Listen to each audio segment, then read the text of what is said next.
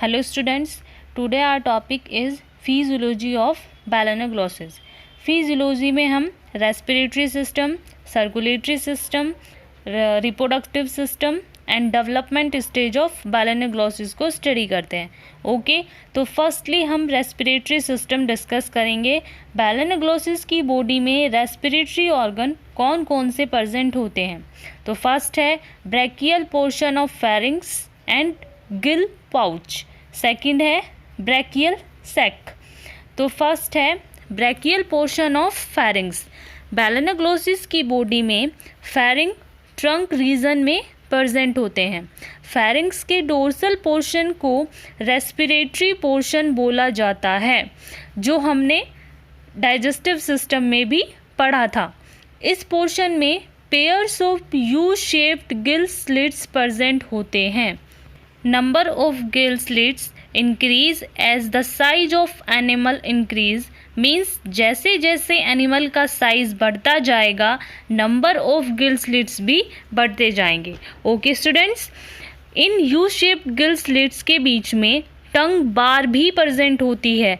ये एक होलो कैविटी है जो सिलोमिक कैविटी में प्रेजेंट होती है. टंग बार गिल स्लिट्स की वेंट्रल साइड को टच नहीं करती. सभी गिल स्लिट्स गिल्स पाउच और ब्रैकियल सैक में ओपन होते हैं.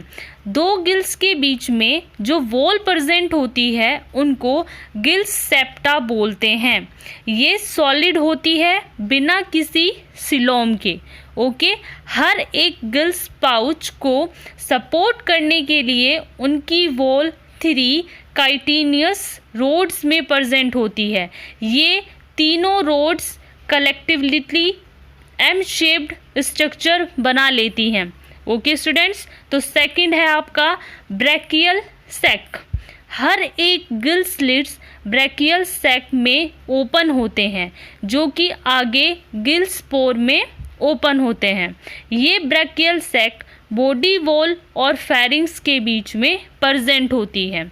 स्टूडेंट्स, ये हमने रेस्पिरेटरी ऑर्गन्स डिस्कस कर लिया. अब हम देखते हैं रेस्पिरेशन होता कैसे है balanoglossus में. ओके, मैकेनिज्म ऑफ रेस्पिरेशन, जैसे कि हमने डाइजेस्टिव सिस्टम में भी पढ़ा था कि वाटर की एंट्री सीलिया के थ्रू होती है, जो कि वाटर करंट प्रोड्यूस करता है और वाटर माउथ के थ्रू गिल स्लिट्स तक पहुंच जाता है फेरिंग्स से होकर. फिर गिल स्लिट्स गिल सैक और ब्रैकियल सैक में ओपन होते हैं और फाइनली गिल स्पोर के थ्रू वाटर बॉडी से बाहर निकाल दिया जाता है. जो टंग बार होती है वो हाईली वैस्कुलर होती है और गैस के एक्सचेंज में भी हेल्प करती है.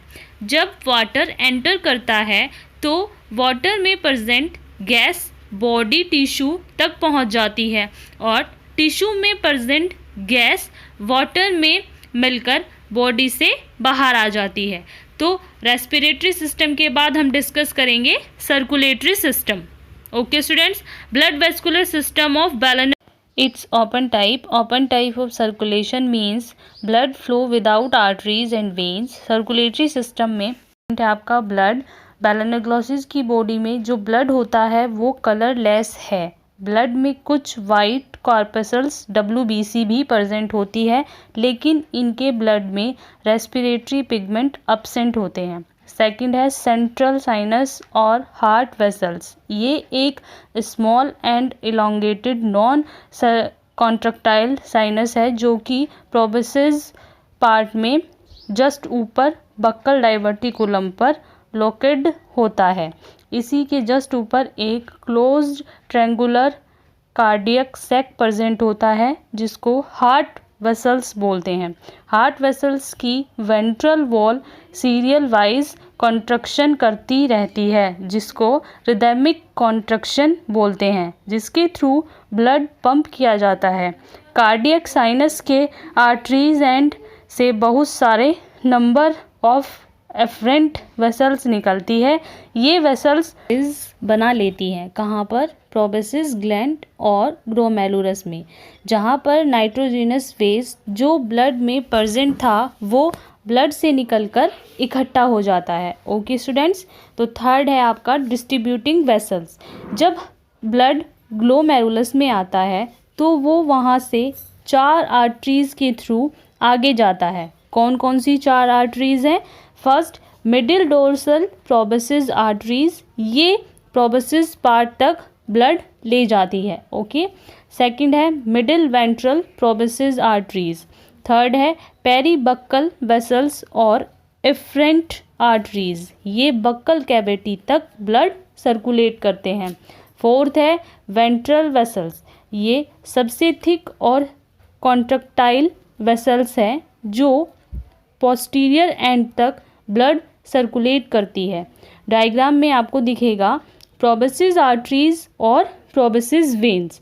तो आर्टरीज़ प्योर ब्लड लेकर जाएगी प्रोबेसिस पार्ट तक, फिर वेन्स इम्प्योर ब्लड को लेकर जाएगा वापस। ओके। फेरिंग्स पोर्शन को ब्लड पेरीफेरेंजियल वेसल्स के थ्रू पहुंचाएगा। फिर अगर हम देखें कि गिल्स को ब्लड कैसे पहुंचा रहा है, तो जो वेंट्रल वेसल्स है वो गिल्स को ब्लड सप्लाई करती है। इसको एक और डायग्राम से समझते हैं।